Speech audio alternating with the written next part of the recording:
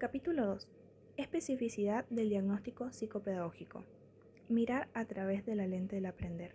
Para poder arribar a una conclusión acerca de la existencia o no de patologías en el aprendizaje, como pueden ser los síntomas, los trastornos de aprendizaje, nuestra mirada se orientará hacia la relación que posee el sujeto con el conocimiento. La mayoría de nuestros instrumentos a la hora de realizar un diagnóstico psicopedagógico han sido diseñados y estudiados por la psicología, como también dirigido al estudio de la personalidad. Nuestra lectura propia es muy importante, como también nuestro quehacer psicopedagógico.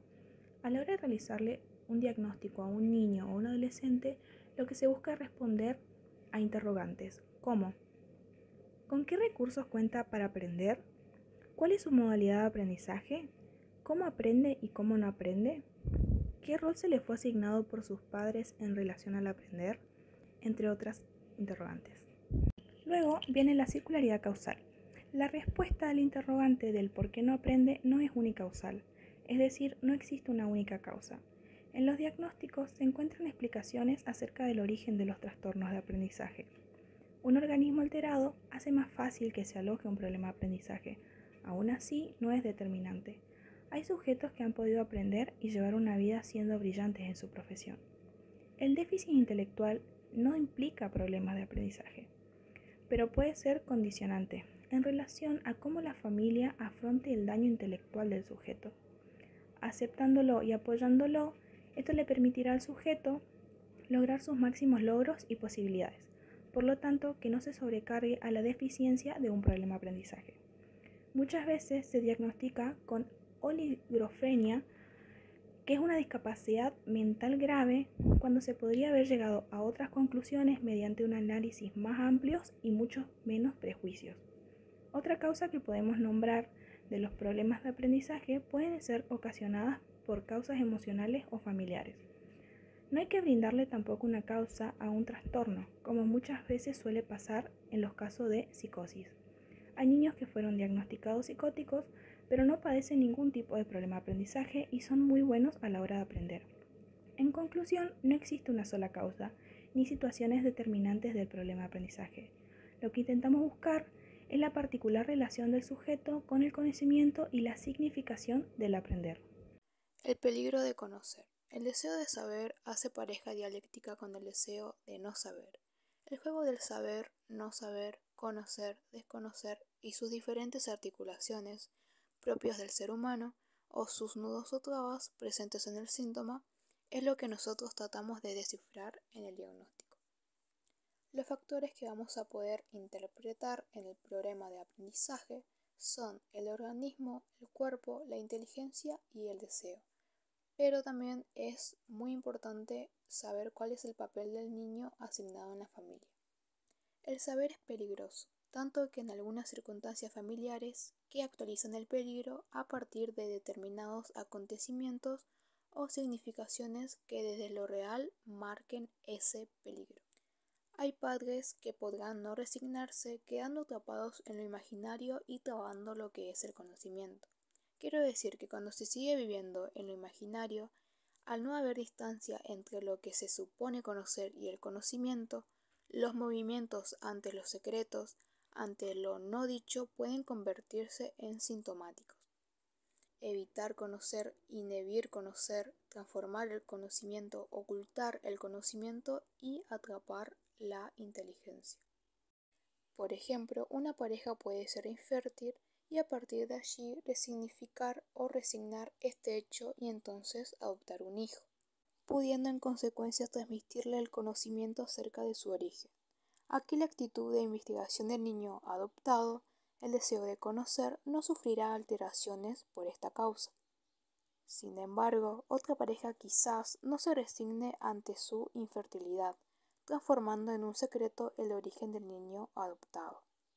Se sepultará entonces, junto con el conocimiento acerca del origen del niño, la actitud investigadora, no proveyéndole, por lo tanto, al niño este conocimiento primordial y viviendo en ellos como si el hijo fuera biológico.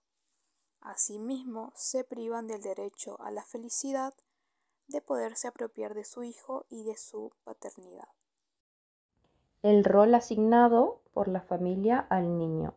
Se le asigna un nombre, muchas veces, ya sea el de moda de algún personaje del momento, el del padre, algo que tenga significado para los padres, etc. El niño debe insertarse en ese lugar que el nombre se le signifique, como por ejemplo, a Pablo Alfredo lo llaman Alfredo. Preguntaron por qué lo llaman así y lo llaman así porque así se llama su papá. Cuando el rol asignado es estático, se presenta un terreno para futuras patologías.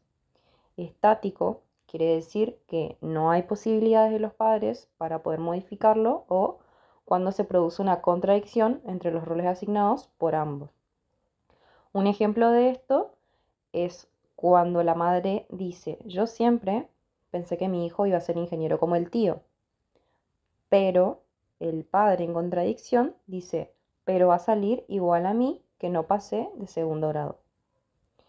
El niño cuando nace viene a llenar un lugar ya preparado, pero cuando nace es una realidad que desde lo real hackea lo imaginario. Como por ejemplo, Astrid es un nombre de princesa que los papás planean ponerle al nacer a la niña. Pero surge una contradicción entre la ilusión de los padres con el nombre de la niña y la realidad. Lo imaginario y lo real deberán encontrar un nuevo significado dentro de lo simbólico. Estas temáticas y otras nosotros las tenemos que analizar desde lo que sería el aprendizaje, porque es ahí necesariamente donde van a reflejarse y si el organismo y el cuerpo le dan terreno para desarrollarse, esto se puede transformar en un síntoma. Es necesario detenerse en investigar cuál es la posición del niño frente a los secretos, frente a lo no dicho, frente a la diferencia y a la distancia que hay entre lo imaginario y lo real, ya que justamente la imposibilidad de simbolizar es muchas veces lo que provoca el síntoma. Significación de la operación que conforma el síntoma. No podemos interpretar un problema de aprendizaje en su generalidad sin saber en qué lugar está enganchado en lo simbólico. Para eso necesitamos observar el funcionamiento cognitivo, porque existe cierta afiliación entre lo simbolizado y el símbolo.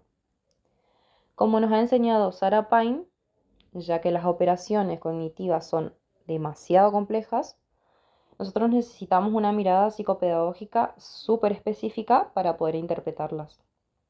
Buscamos develar el significado que el aprender tiene para el grupo familiar y el niño también, así como el significado atribuido de manera inconsciente a la particular operación que constituye el síntoma en el aprender.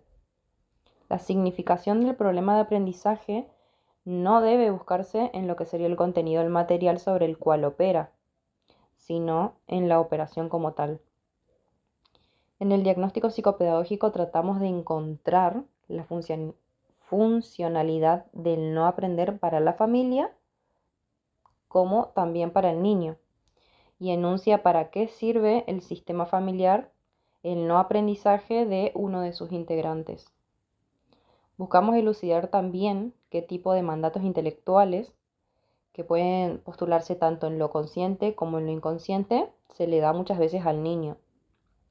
Como por ejemplo, el padre de un sujeto dice conscientemente: yo quiero que mi hijo sea un profesional, pero inconscientemente boicotea esta posibilidad porque no desea perder el diálogo con su hijo y dice: a mis hermanos ya no los vemos más por ser profesionales, porque debieron irse del país. El padre, en este caso, pone al sujeto en una situación difícil o complicada, ya que no sabe qué hacer por la parte consciente e inconsciente que desarrolla su padre en ese momento. El diagnóstico no completa la mirada interpretativa ni diagnóstica. Todo el proceso terapéutico es también diagnóstico y el despliegue y la asunción del mismo transcurre también durante lo que sería el tratamiento. Un diagnóstico podrá empezar a tener eficacia cuando se haya comenzado a vislumbrar algo que haga la circulación del amor dentro del vínculo del grupo familiar.